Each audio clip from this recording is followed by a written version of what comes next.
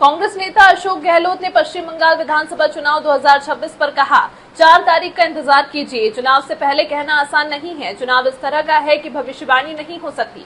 भाजपा धन का बहुत दुरुपयोग कर रही है। मैंने इस प्रकार का आतंक कभी नहीं देखा। 90 लाख वोट कट गए हैं। चुनाव आयोग ने चुनाव टाले क्यों नहीं है? कोई भी जीते, लेकिन चुनाव निष्पक्ष होने चाहिए। वहां पैसे बांटे जा रहे हैं। कांग्रेस का स्टैंड साफ है। हम सभी सीटों पर चुनाव लड़ रहे हैं। वहां 30-32 साल सीपीआई ने राज किया और फिर वहां टीएमसी आ गई। क्या माहौल नजर आ रहा है आपका? जो आए थे नेता उनसे मित्रों के माहौल बता दीजिए ना। पश्चिम माहौल बंगाल का माहौल, चुनावी माहौल 4 तारीख का इंतजार कीजिए। ऐसा माहौल है, अच्छी फाइट हो रही है वहाँ पर।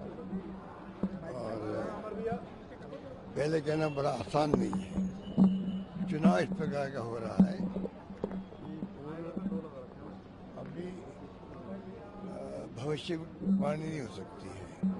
लेकिन जो माहौल बनाया जा रहा है बीजेपी की तरफ से, जो दिखाया जा रहा है, देखिए इतना धन का दुरुपयोग कर रहे हैं वो लोग, इतना इलेक्शन कमीशन का दुरुपयोग कर रहे हैं।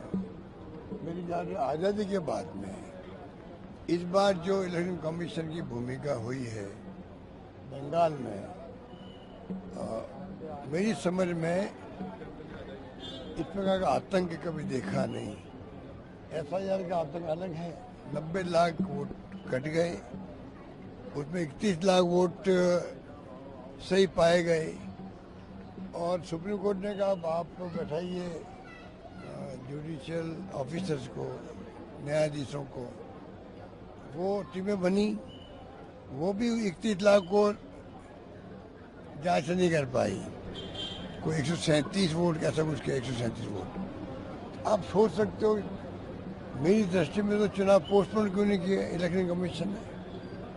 उनकी पहली ड्यूटी है डेमोक्रेसी बचाने के लिए। क्या कोई जीतो, चुनाव निष्पक्ष हो, सबसे बड़ी जिम्मेदारी कीजिए तो वो है इलेक्शन कमीशन ऑफ इंडिया की है।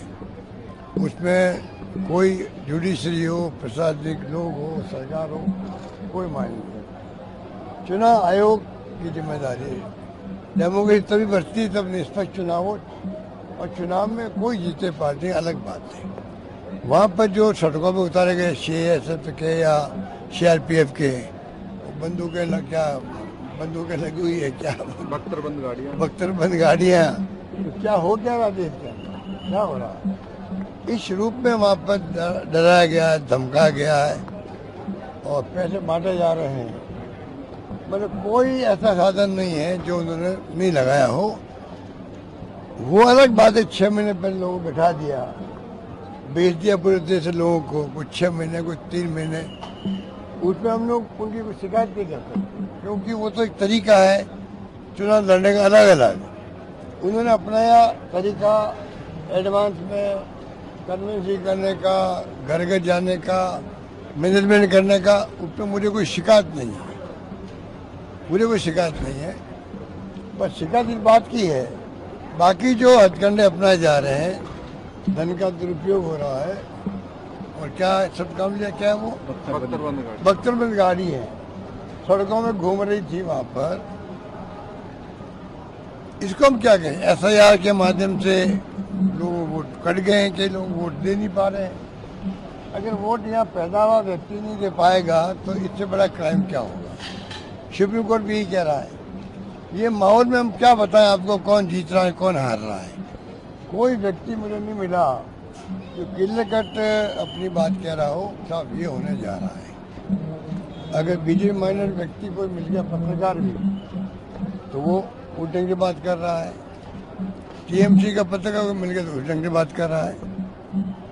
और कांग्रेस ने अपना स्टैंड क्लियर कर दिया कि भाई एक बार हमने जानबूझ के सभी सीटों पर चुनाव लड़वाए हैं, क्योंकि पहले करीब 30-32 साल राज किया CPM ने, 15 साल राज कर रही है आपका ममता जी। अब ये बीजेपी गुजराएगी, वहाँ मान लो, जो हथकंडे अपनाए जा रहे हैं। चुनाव नाम की चीज तो कोई है ही नहीं, चुनाव नाम की कोई चीज नहीं है। हथकंडा वाला कैंपेन चल रहा है, हथकंडा वाला मैनेजमेंट है चुनाव का, हथकंडों से जीतने का वहाँ पर षड्यंत्र चल रहा है। अगर उसमें कामयाब हो गए तो सामने आ जाएगा 4 तारीख को। फेल हो गए तो ममता जी वापस मुख्यमंत्री बन जाएगी, ये मेरा मानना। पर चुनाव जो है इलेक्शन कमीशन के खुद के हारने का जीतने का है। अगर वो जीतेगा तो बर्बाद करके जाएगा ये इलेक्शन कमीशन, बंगाल को भी और देश को भी बर्बादी के रास्ते पर ढकेल रहा है चुनाव आयोग देश का, ये मेरा आरोप उनके ऊपर। और चुनाव आयोग हार गया तो एक सबक मिलेगा चुनाव आयोग को भी, सब कुछ उन्होंने कर लिया तब भी हम जीत नहीं पाए। सर, आम आदमी पार्टी के सातों सांसदों का मैंने कहा आपको